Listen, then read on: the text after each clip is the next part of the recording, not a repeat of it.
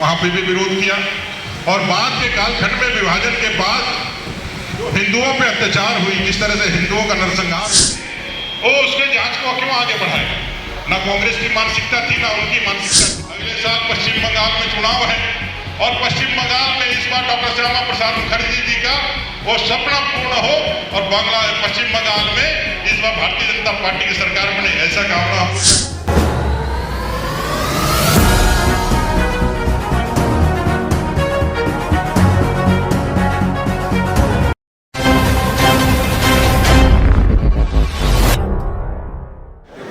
Doctor Shyama Prasad Mukherjee की इस माँ भारती के सच्चे सपूत और प्रखर राष्ट्रवादी व्यक्तित्व और नेतृत्व करने वाले व्यक्ति थे। उनका आज 125वां जन्म जयंती है। आज़ाद भारत के प्रथम उद्योग मंत्री के रूप में भी उनके बहुत सारे ऐसे कार्य जो आज देश को अभी भी सेवा दे रहे हैं, चाहे वो सिंधी का कारखाना हो, चाहे हमारा हीराकुद का ही एक। वहीं उनका जो एक अमर प्रण था, आज़ादी के बाद जिस तरह से संविधान लागू होने के साथ ही जम्मू कश्मीर में 2 विधान, 2 प्रधान और 2 संविधान उन्होंने लागू कर दिया था, उसके खिलाफ उन्होंने उस परमिट सिस्टम के खिलाफ लड़ाई लड़ी और उन्होंने अपने प्राणों को उत्सर्ग कर दिया।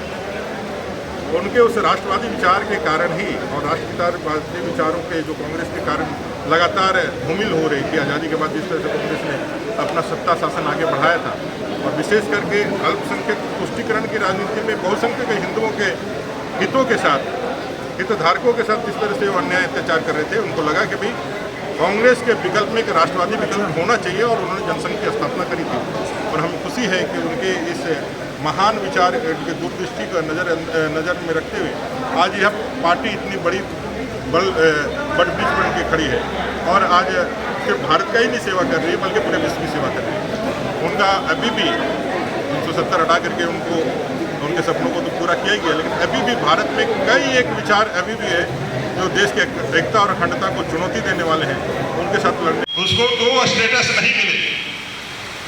पूरे संविधान सभा में 2 ऐसे लोग थे जो इनका घोर विरोधी थे।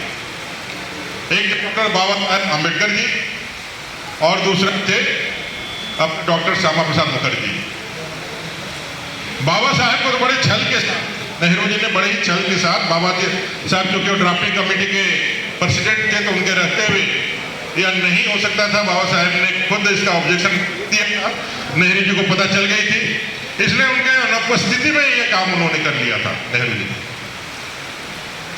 लेकिन अपने डॉक्टर श्यामा प्रसाद मुखर्जी वहां पर भी विरोध किया और बाद के कालखंड में विभाजन के बाद हिंदुओं पे अत्याचार हुई, जिस तरह से हिंदुओं का नरसंहार हुआ और उनके अधिकारों का जिस तरह से कांग्रेस ने तिलांजलि दी, नेहरू लियाकत समझौता के बाद इस तरह से हिंदू हितों को पूरी तरह से दरकिनार करते हुए पाकिस्तान और वहां रहने वाले मुस्लिम जो आबादी थी उनको इस तरह से कांग्रेस ने उसको जो है फंडिंग करी या फिर उसको मुआवजा दिया या उस तरह को जिस तरह से उसको पालने पोसने का काम किया, उससे बड़े दुखी हुए और इन्होंने अपना इस्तीफा दे दिया। इस्तीफा देने के बाद इससे पहले वो हिंदू महासभा में भी जुड़े थे, अध्यक्ष भी बने थे। उसके बाद हम सब लोग जानते हैं कि भाई आप जो है अपने परम आदरणीय गुरु गोलवलकर साहब के संपर्क में आकर के जनसंघ की स्थापना करी और नेहरू जी को चैलेंज करने वाला पहला व्यक्तित्व इस देश के अंदर खड़ा हुआ, जिन्होंने कहा कि कांग्रेस के विकल्प के रूप में एक राष्ट्रवादी विकल्प हम लोग को देना चाहिए। एक जनसंघ की स्थापना के समय उन्होंने कहा कि कांग्रेस के विरुद्ध एक राष्ट्रवादी विकल्प देने का काम के लिए जनसंघ की स्थापना हुई और उन्होंने उस समय नेशनल डेमोक्रेटिक पार्टी बनाई, जिसमें 24 जो है 35 जो है लोकसभा के सांसद थे और 20 राज्यसभा के सांसद थे। इससे इतने परेशान हुए नेहरू जी ने, उन्होंने कहा उस समय का उनका वक्तव्य है, I will crush the Jansangh, मैं जनसंघ को पूरी तरह से कुचल दूंगा। इसके जवाब में डॉक्टर श्यामा प्रसाद मुखर्जी कहते हैं, आई will crush this crushing mentality, मैं इस कुचलने वाली मानसिकता को कुचल दूंगा। नेहरू के सामने, कांग्रेस के सामने इस तरह से खड़ा होकर के जिस समय एक बीज ही लगा रहे थे, वो एक विचार का बीज लगा रहे थे। उनको नहीं मालूम था कि भाई 2025 में भारतीय जनता पार्टी यहाँ रहेगी, इतने राज्यों में शासन करेगी। उस समय तो 2 से शुरुआत, 4 से शुरुआत, 5 से शुरुआत, 0 से शुरुआत की स्थिति थी। वहां से उन्होंने प्रारंभ किया था। वो विचार जिसके आधार पर यह वट वृक्ष खड़ा हुआ, उस विचार के लिए उन्होंने अपना पूरा जीवन दिया। उसके संघर्ष के लिए 2 विधान, 2 निशान, 2 प्रधान के लिए अपने प्राणों की आहुति दे दी, अमर बलिदान दे दिया।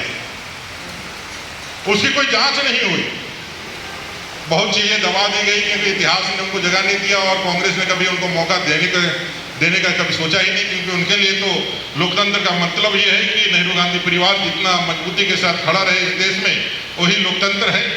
इसलिए उन्होंने हर वो चीजों को इतिहास के पन्नों से मिटाने का कोशिश किया है, जिससे जो है उनके इस कैरियर पर दाग लग सके। श्यामा प्रसाद मुखर्जी जी की वो मृत्यु, वो रहस्यमयी मृत्यु है। आप वहाँ पकड़े जाते हैं, जेल में भेजे जाते हैं, उनकी मृत्यु हो जाती है। उस बीच में नेहरू जी वहाँ जाते भी हैं, उनका दौरा भी होता है, लेकिन वो मिलते नहीं हैं। जो माया देवी उनकी माता जी लिखती हैं नेहरू जी को कि भाई आप गए वहां पर, लेकिन आपने मिलना तक नहीं उनसे, और मेरे बेटे की मृत्यु की खबर आ रही है, कैसे हुआ, कौन उनकी हत्या या क्या हुआ, उसकी जांच होनी चाहिए, लेकिन कोई जांच नहीं हुई। और जांच नहीं होने का भी क्या कारण है? लोकसभा में, राज्यसभा में, भारत के यहाँ पर तो पार्लियामेंट में तो लोगों ने दबाव बनाया।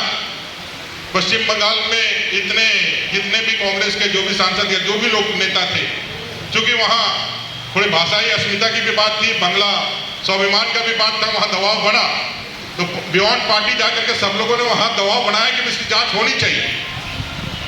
जांच होने के लिए कमेटी बनाई गई, लेकिन कांग्रेस ने क्या उत्तर दिया? कांग्रेस ने उत्तर दिया कि भाई वो अलग स्टेटस प्राप्त राज्य है, उसको हम लोग निर्देशित नहीं कर सकते हैं। यहां से हम कानून, यहां से कोई भी हम जांच कमेटी बना करके वहां नहीं भेज सकते हैं।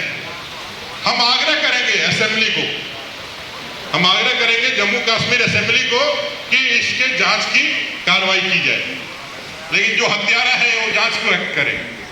जिसने खुद हत्या की है वो उसके जांच को क्यों आगे बढ़ाएगा? ना कांग्रेस की मानसिकता थी, ना उनकी मानसिकता थी, उन्होंने उसको ठंडे बस्ती में डाल दिया है। और 125वीं जयंती के अवसर पर मेरी ये इच्छा है, मैं ये चाहता हूँ कि हम सब लोग मिलकर के अपने सरकार से, मोदी जी से मांग करें कि उनकी जांच को फिर से चालू किया जाए, और जो भी दस्तावेज है उनसे निकाल करके देखा जाए। अपनी सरकार में जांच नहीं होगी तो कब सर जांच होगी? कुछ तो होगा, कुछ तो फाइंडिंग्स निकलेंगे। बहुत सारे ऐसे आज देश के अंदर बहुत सारे ऐसे केसेज हैं जिसकी कोई विवेचना नहीं होती थी, आज कहीं ना किसी रूप में उसकी जांचें हो रही है या इतिहास देखा जा रहा है तो उसमें बहुत चीजें सामने आ रही हैं। चाहे वो लाल बहादुर शास्त्री जी के उस रहस्यमयी मौत की घटना हो, ये जांच होनी चाहिए, पता लगना चाहिए कि कांग्रेस कितनी क्रूअल थी, वो सत्ता के लिए कितनी क्रूर हो सकती थी कि वो दमन जिसमें मृत्यु का भी हरण कर लिया जाए उससे भी पीछे नहीं हटती थी। ऐसे दमनात्मक प्रवृत्ति, मनोवृत्ति वाले ऐसे दुस्साहसिक लोगों को आज भारतीय जनता पार्टी ने जनता की मदद से सत्ता से पदच्युत किया है, और 2014 में लोकतंत्र को सही मायने में स्थापित करके अमर बलिदानी डॉक्टर श्यामा प्रसाद मुखर्जी जी को श्रद्धांजलि दी है, 370 हटाया है। इसलिए आज हम लोग यहाँ गर्व के साथ डॉक्टर श्यामा प्रसाद मुखर्जी का नाम, लेकिन तकलीफ तब होता है जब ऐसे महापुरुष जो राष्ट्रवादी विचारों से ओतप्रोत, जिनके कारण से यह राष्ट्रीय अस्मिता बची रही, जिसने देश की एकता और अखंडता के लिए अपने प्राणों को उत्सर्ग कर दिया, लेकिन इस झारखंड के अंदर झारखंड की सरकार उनको अपमानित करने का और उनके अपमान का कोई भी कार्य करना शेष नहीं रखती है।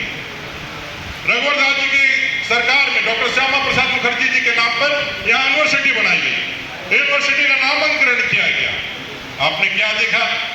झारखंड मुक्ति मोर्चा, कांग्रेस और आरजेडी की सरकार ने अकारण से एक दूसरे महापुरुष के नाम पर, किसी महापुरुष के नाम से हमें कोई प्रतिरोध नहीं है, कोई उसके साथ हमारा जो है कोई भी, हम लोग कभी भी इसका जो है उसको राजनीति के रूप में नहीं देखते, और विशेष करके जनजातीय जो हमारे इस मिट्टी के मूल आधार हैं, इस जनजातीय समाज के लिए तो हम लोग सपने में भी राजनीति नहीं देखते। वो हमारे विशाल परिवार के ही नहीं, हमारे हृदय के अंतःकरण में रहने वाले, हमारे इस भारत देश के सबसे पहले पूजे जाने वाले आदि लोग हैं।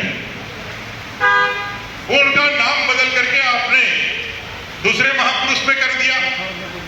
इससे क्या साबित हुआ? उनका नाम आप दूसरे के नाम से आप यदि रिप्लेस कर देते हैं तो डॉक्टर श्यामा प्रसाद मुखर्जी का व्यक्तित्व और कृतित्व क्या आप छीन लेंगे? क्या खत्म हो जाएगा? क्या कम हो जाएगा? क्या उल्टे सामने वाले जिनको आपने किया है वो जहां भी रहेंगे उन महापुरुष को बहुत तकलीफ हुई होगी, बहुत कष्ट हुई होगी, क्योंकि दोनों ने ही इस देश के लिए, इस मिट्टी के लिए, यहाँ की संस्कृति और यहाँ के लोगों के लिए अपने प्राणों की आहुति दी थी। आपके सरकार में नाम लेने के लिए और यूनिवर्सिटी में नामांकन करने के लिए नामांकन नहीं दी थी। हो चाहे राजनीतिक मंच हो, उसमें मजबूती के साथ संघर्ष करने वाले ऐसे हम लोगों के नेता अमर कुमार बावरी जी, छोड़िए ना, हम दे मंच देंगे, का संचालन कर रहे हैं हम दे देंगे, हम दे देंगे। महामंत्री बलराम सिंह जी, दांत से आज भारतीय जनता पार्टी इतना बड़ा बट वृक्ष जो दिख रहा है, उन्हीं का पौधा लगाया हुआ है। अभी हमसे पूर्व वक्ता राजू सिंह जी ने कहा कि 1901 में उनकी जन्म हुई 6 जुलाई को, और शुरू से ही वो विद्वान थे। बहुत कम उम्र में, 34 साल की उम्र में कलकत्ता विश्वविद्यालय के वो कुलपति के रूप में भी नियुक्त हुए थे।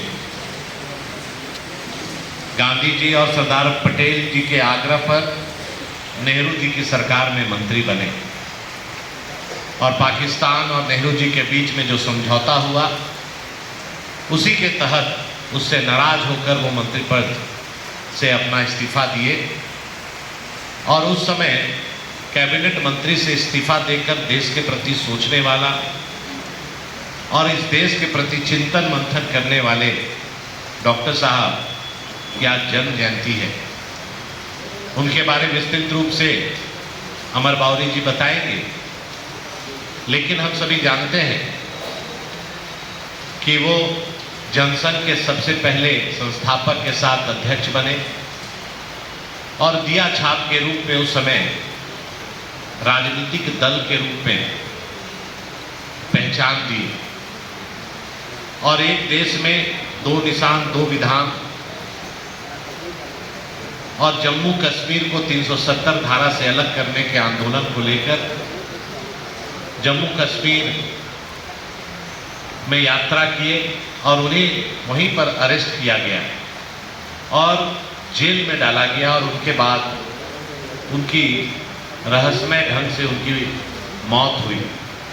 ये एक जांच का विषय है, लेकिन उनके विचार आज भी हम लोगों के बीच हैं, और उनके बलिदान को हम लोग याद करते हैं, और भारतीय जनता पार्टी के एक एक कार्यकर्ता उनके नीति सिद्धांत को मान करके इस देश की सेवा, सुशासन और गरीब कल्याण, जो हमारे देश के प्रधानमंत्री नरेंद्र मोदी जी का सोच है कि आज देश विकसित हो, जो पिछड़े हैं, दलित हैं, जिनको कोई पूछने वाला नहीं है, आज हमारी पार्टी, हमारी सरकार उन्हीं के मार्ग पर सेवा दे रही है। आज इतने भारी बारिश के बीच भी इतने सारे लोग आप लोग उपस्थित हुए, ये दर्शाता है कि भारतीय जनता पार्टी का कार्यकर्ता चाहे आंधी आए, तूफान आए, हर संकट में एकजुट रहता है और पार्टी के लिए समर्पण भाव से काम करता है। और आज की जो सरकार है, कांग्रेस जेएमएम आरजेडी की सरकार है, हम लोग सभी देख रहे हैं कि इन्होंने जितने वादे किए सब झूठ का पुलिंदा निकला। अब तो गांव देहात में हम लोग जाते हैं, लोग कहने लगे हैं कि जिस विश्वास से ये सरकार को हम लोगों ने मत दिया, वोट दिया, आज ठगा हुआ महसूस कर रहे हैं। ये सरकार में लूट मची हुई है। आप देखते होंगे इतने लंबे कालखंड में, आप देखे होंगे कि ये कैसा प्रदेश है कि जो रांची का उपायुक्त छवि रंजन भ्रष्टाचार के आरोप में जेल गया और आज तक जेल में है। यहाँ का सचिव जो पूजा सिंघल थी वो जेल का यात्रा करके आई। जो मुख्यमंत्री का प्रधान सचिव था विनय चौबे आज जेल में है। इतना बड़ा भ्रष्टाचार का आरोप है और कहीं ना कहीं सरकार के ऊपर और सरकार पर जो भ्रष्टाचार का आरोप लग रहा है, इन सभी को पर्दा डालने के लिए ये सब सामने दिख रहा है।